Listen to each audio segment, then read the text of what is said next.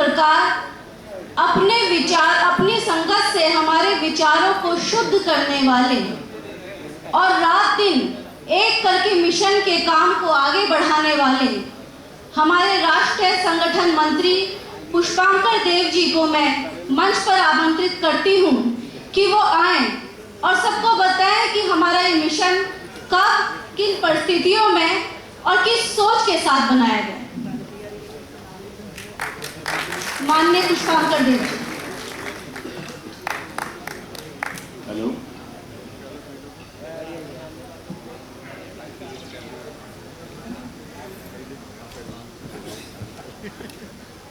साथियों,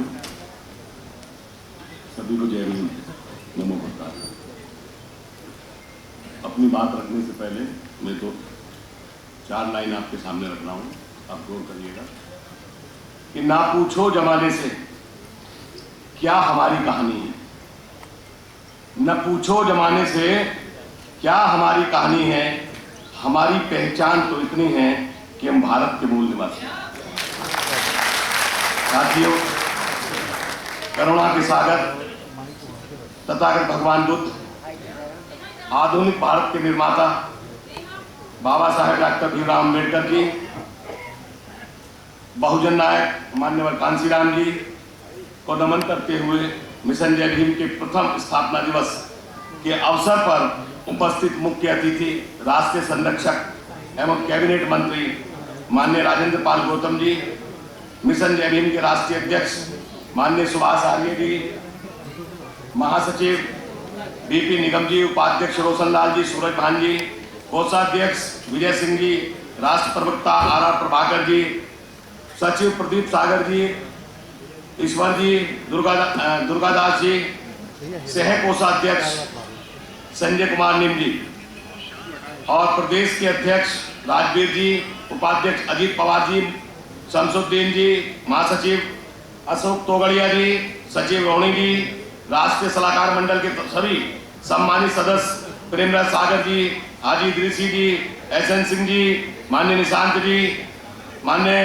आरएस केम जी, श्यामलाल जी, एडवोकेट हरीश जी, legal cell के advocate पूज्य कुमार जी, विभिन्न प्रदेशों से आए सभी मिशन जय भीम के सभी जिम्मेदार पदाधिकारी और तमाम मेरे समक्ष उपस्थित सभी मिशन जय भीम के योद्धाओं, बहनों और भाइयों, मिशन जय भीम आप सभी को मेरी तरफ से क्रांतिकारी जय भीम, नमो बुद्धाय। साथियों, मुझे आदेश हुआ है कि मैं जय भीम मिशन के बारे में आपको कुछ जानकारी दूं। मिशन जय भीम साथियों 3 शब्दों से बनकर मिला है, मिशन, जय और भीम। मिशन मीन्स आंदोलन, ये एक आंदोलन है, ये जन जन का आंदोलन है। जय मीन्स हम उसका जय जयकार करना चाहते हैं, उसकी विचारधारा को जनमानस तक पहुंचाना चाहते हैं।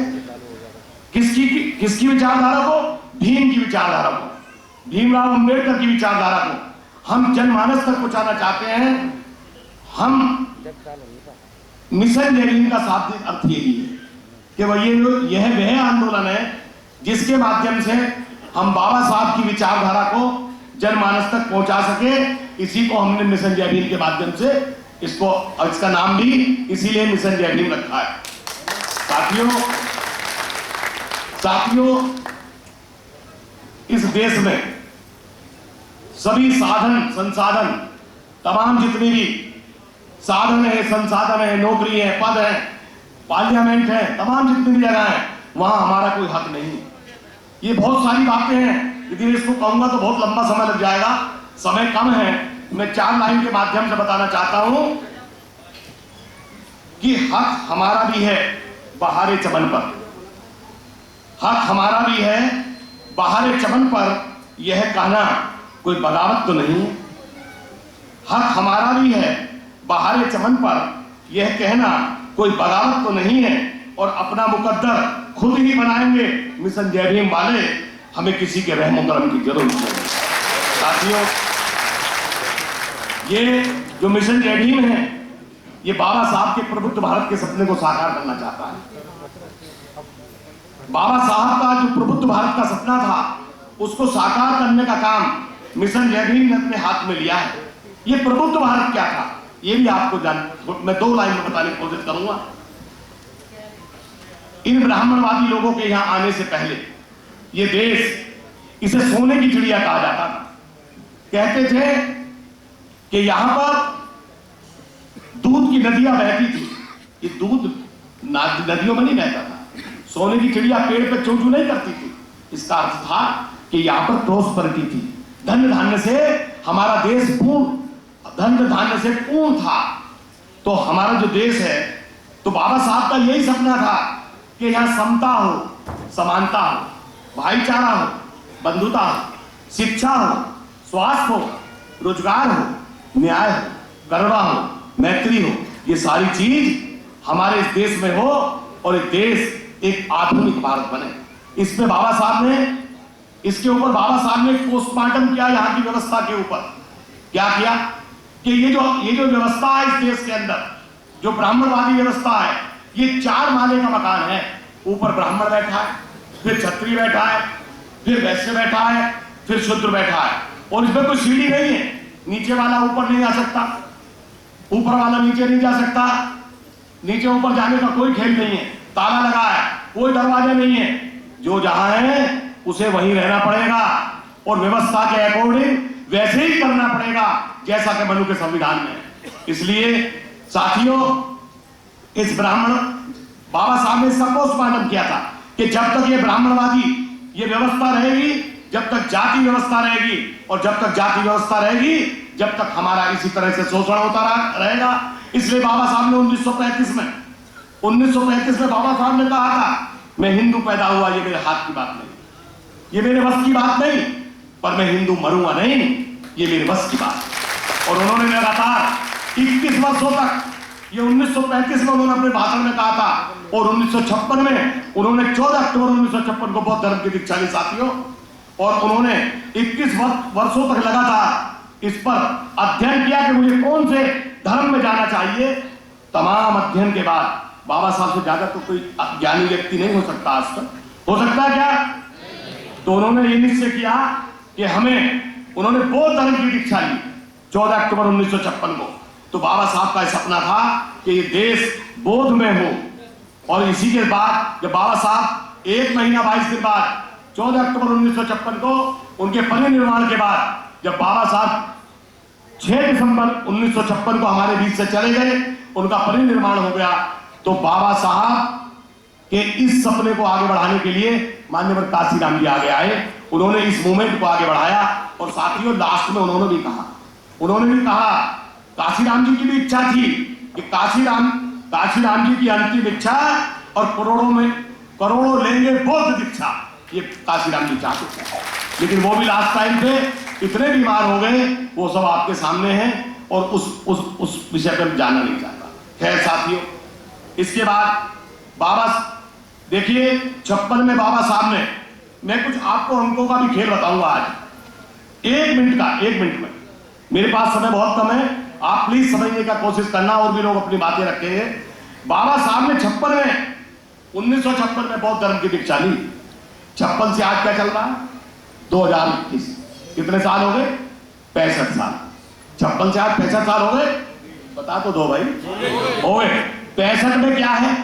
65, और 56 में क्या है? 56।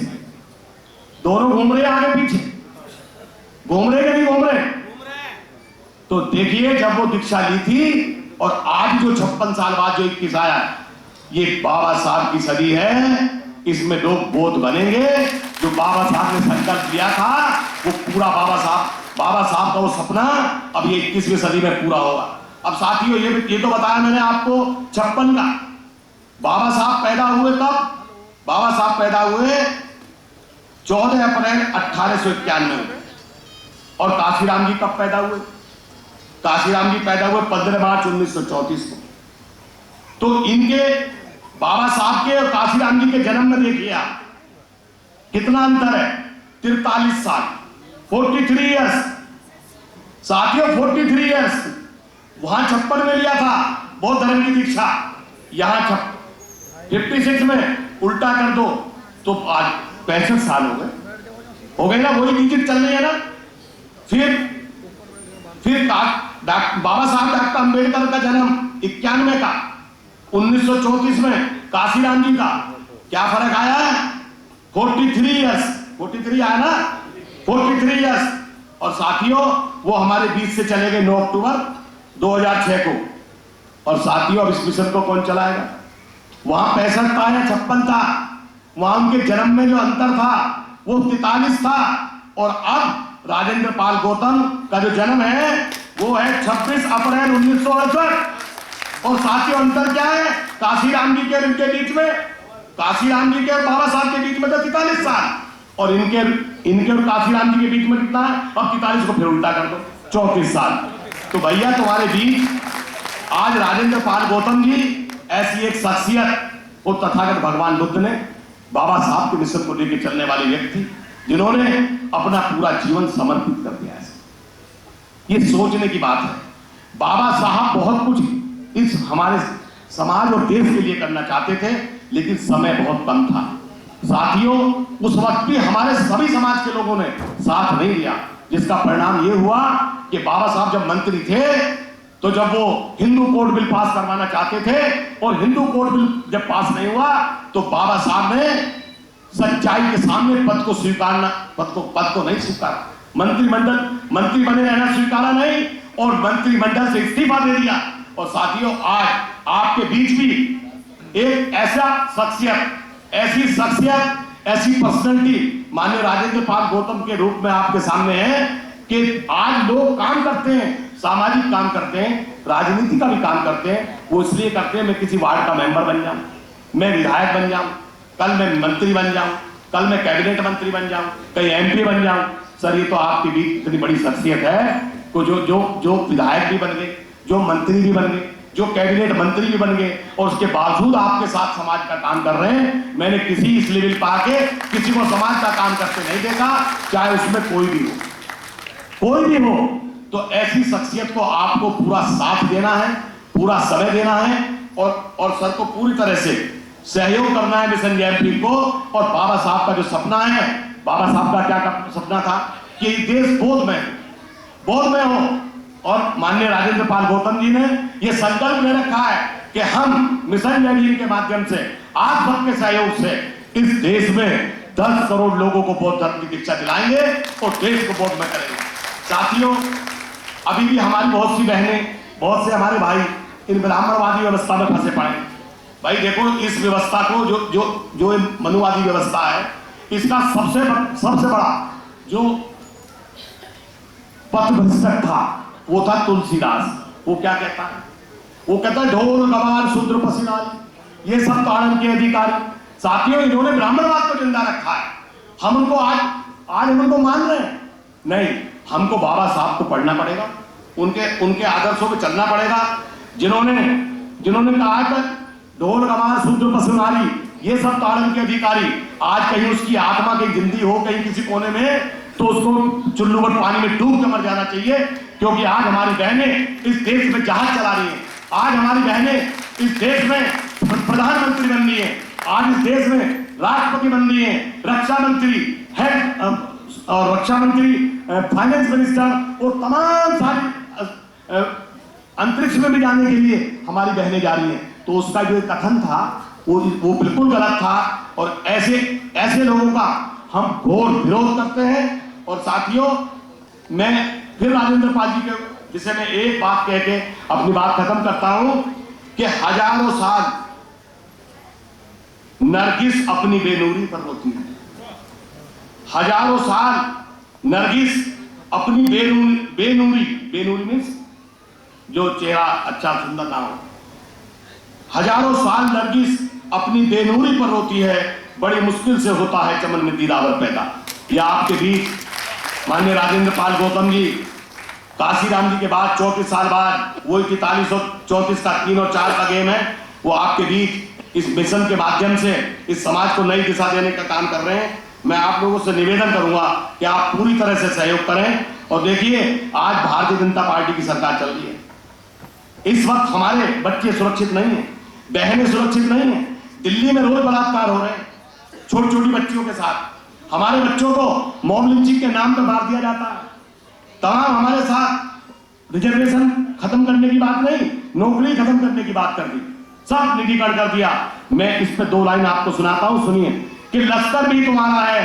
मैं कह रहा हूं बीजेपी वालों को, आप समझ लीजिए इससे कि लश्कर भी तुम्हारा है और सरदार भी तुम्हारा है।